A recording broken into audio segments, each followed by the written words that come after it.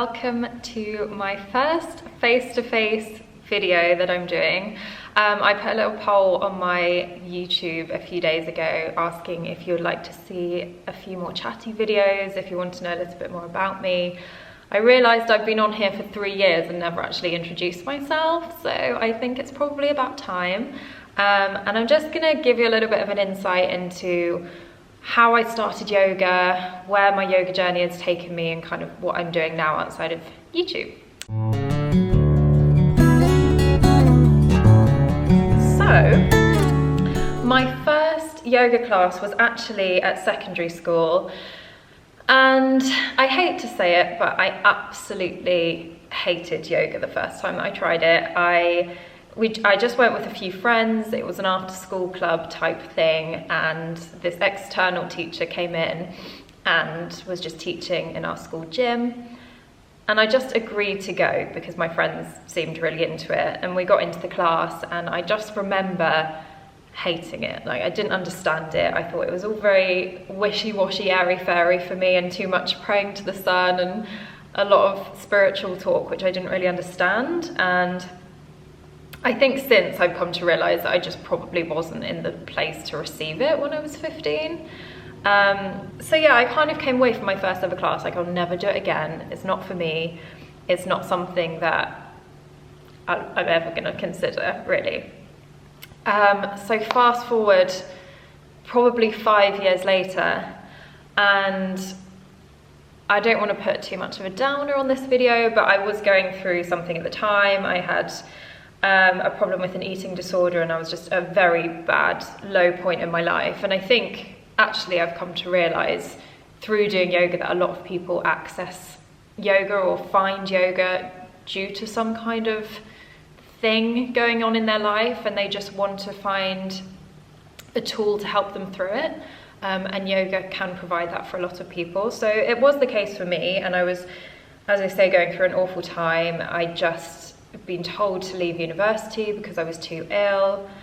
I was getting outpatient treatment, and I was basically told I couldn't work, I couldn't drive, I couldn't do any form of exercise. I wasn't even really allowed out to walk. I was doing puzzles in my living room and painting, glass painting, and any other indoor activity that I could find, but I was just bored out of my mind. And if you know anything about eating disorders, you know it's just a very mentally taxing illness anyway. And I happened to be looking on Groupon at the deals, because that's what you do when you're bored at home. And I found a 5-class pass for my local yoga studio. And again, I never really considered it since that one time at secondary school, but I just thought, you know what, I'm gonna go for it. Surely yoga doesn't really count as exercise, so I can kind of get away with it. And I did, and I went, much to my mum's dismay, because I don't think she really wanted me to be exercising at that point. But I went, and I just remember walking in and seeing the teacher, I think there was about 20 or 30 people in there, so it was a big studio. And I was a bit confused, because I just thought, they all know what they're doing, they're all breathing in unison, and they all know this foreign language, which I now know is the Sanskrit words for the yoga poses, and they all seem to be taking it really seriously. And you know, obviously they're dedicated to whatever this is, because they all know what they're doing. And so I remember just kind of like getting through my first class however I could. I'm sure I looked hilarious. And I remember, yeah, I didn't really understand it, but I walked away from that class thinking something has shifted in me. Something has changed, and I was very lucky that the teacher that I had was one of those where she was kind of giving little snippets of things to think about throughout the class, and kind of kept reminding us that this is our time. It's time to step away from whatever stresses we have going on outside of the studio. And it was very much that feeling from the offset, which obviously at the time with what I was going through was kind of music to my ears. Like, I needed that. I needed some kind of release and some kind of safe space, which wasn't, you know, a doctor's office or a therapy room or you know, the same bedroom that I'd been stuck in for however long. And yeah, so even though I wasn't really quite sure what I was getting myself into, I knew that I liked it. And so I kept going back and made it a kind of routine, and then I ended up trying different styles and different teachers and just becoming more and more intrigued, really. And I'm not gonna, you know, sit here and claim that yoga absolutely cured me of my eating disorder. Like, I really, you know, it was a combination of things, but I absolutely can say that it was the primary thing that kept me going throughout my recovery and keeps me going even now. I mean, that was over 5 years ago, but even now, obviously, we have life stresses and things going on and things that can trigger past issues, and it's always the thing that keeps me grounded. So I kind of became a little bit obsessed with it in a healthy way, I feel. I was going to all different classes, I was getting my friends involved, I was scouring thrift shops and charity shops to find any yoga book or DVD or any yoga related stuff. And I just became really, really interested in it. I ended up that summer starting to work in a gym, just as a membership advisor. I knew nothing about fitness, nothing about the gym. In fact, it was quite embarrassing because people were coming in asking if we had certain equipment. I had no idea what they were saying. They could have been speaking Swahili for all I knew. But what I did know about was yoga, and the managers of the gym picked up on that pretty quickly. And they kind of asked me, have you ever thought about teaching? And I thought, no, I'm not business minded. I'm not someone who really wants to stand up in front of a room and speak to everyone and guide everyone. I'm one of those who at school was shaking with their book if they had to read one line in front of the class. So it was definitely not something that I'd really considered before. But the more that I kept working there, they kind of kept bringing it up because they were a new gym. They hadn't had any yoga classes or any instructors in there because they were brand new. And they said, look, like, you know the gym, you know the members, why don't you just go off and do your training, and then you can teach here straight away and it will be less pressure and blah, blah, blah. And you won't need to think about the business side because we've got you covered.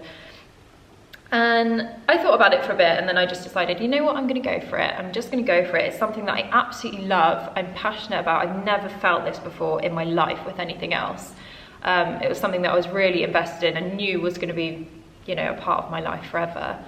So I went and I did my training in India, and I went for a month. So I could choose whether to do it in the UK, which is where I live, in case the accent doesn't give it away.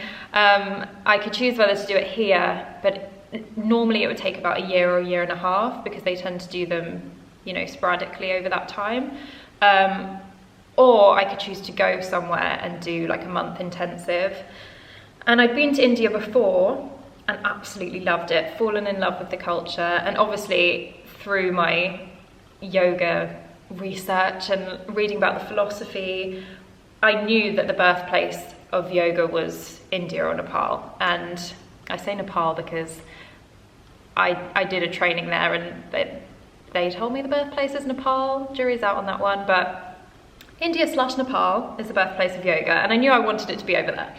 So yeah, I went for a month. It was Mysore, which if you know about yoga, you'll probably know that that's more typically Ashtanga, but I actually did Hatha.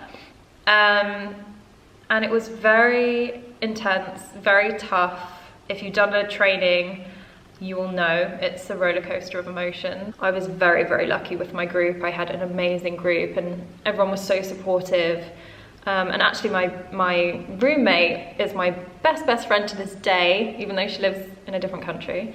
But I just made friends for life that trip. And obviously I came back with this amazing sense of achievement and being able to do the thing that I love, which is, well, now love, which is teaching. At the time, it was terrifying.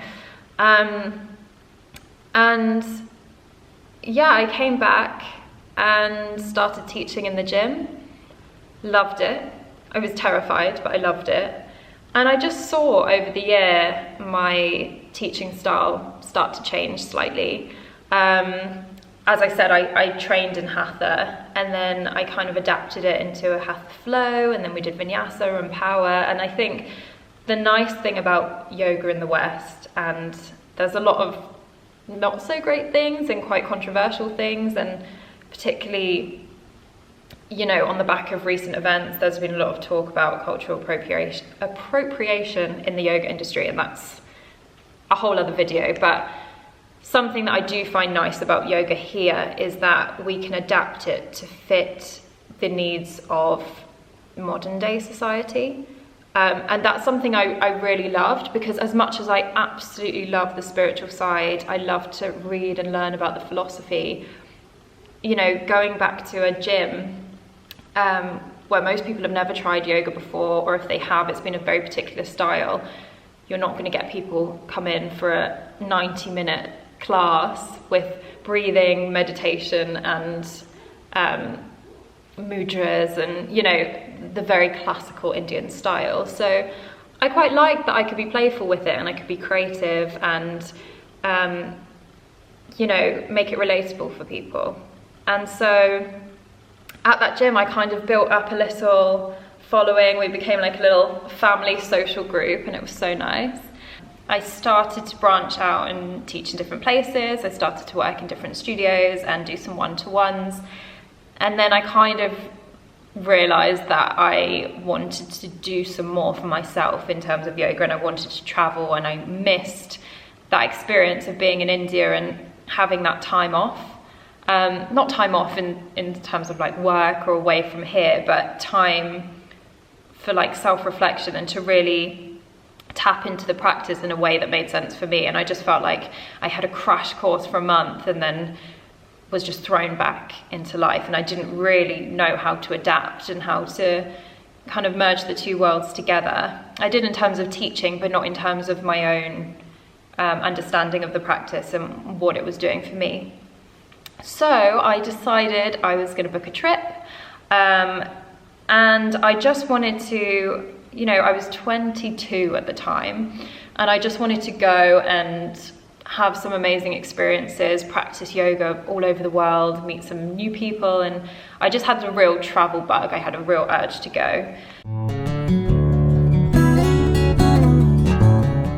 So I decided to go on a trip, and I went to Bali and Nepal and India, and I was just doing a kind of volunteer thing. So I would email different studios and schools and hotels around the world, and ashrams and retreat centers, and just see if anyone wanted a yoga teacher in exchange for my stay, which is quite common. People can do that quite a lot.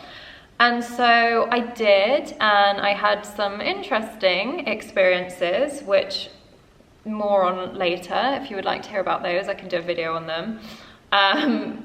But safe to say it wasn't what I expected. I had some amazing, amazing memories, but it was very, very tough going, as traveling on your own can be. And yeah, then I came back to the UK, and I've been teaching ever since. I mean, I've been traveling and teaching ever since. I came back for probably about a year. Again, just setting up retreats and starting to do my own events, building up my student base here again, and kind of traveling in between. So fast forward to 2020, the present day. I've just come back from living in Sri Lanka, where I was for 5 months, also teaching there. And I came back from a mixture of reasons. I was kind of finished there. I just felt that it came to a natural close. Also, we have a little global pandemic going on, so that was part of the reason. And now I'm back. I've just been teaching online, teaching YouTube. I've not done any lives because it was just a weird transition for me. I'd just come back from Sri Lanka and then was thrown into lockdown here, which was never the plan, as I'm sure everyone can agree. Pandemic was not on the agenda for this year. But yeah, I just plan on doing more with my YouTube. I think we've kind of moved into more of a digital space, it's safe to say. Everyone is Zooming all over the place, which I've not quite moved over to yet. But I like YouTube because it means that you can kind of do it whenever feels right for you. You can pause the video. You can have other things going on in the background. You can come back to it however many times you want. I just think it's more accessible, and it means that I can send it on to people, whatever their time zone. So for me, this is the way that works. Okay, I think that's it for now. I gave you a very brief overview of my yoga journey, but if you would like to hear more, if you have any specific questions, please do comment or message me. I'm always really open to feedback. I want to know what you guys want to see as well. And same with my classes. I've been kind of experimenting with different ideas. I want to keep the practice consistent for you. So if there's something specific that you want, I love your ideas and suggestions, so please let me know. Until then, I will see you on the mat. I will probably see you next for a yoga video, and hopefully some more chatty videos if you would like to see that kind of thing.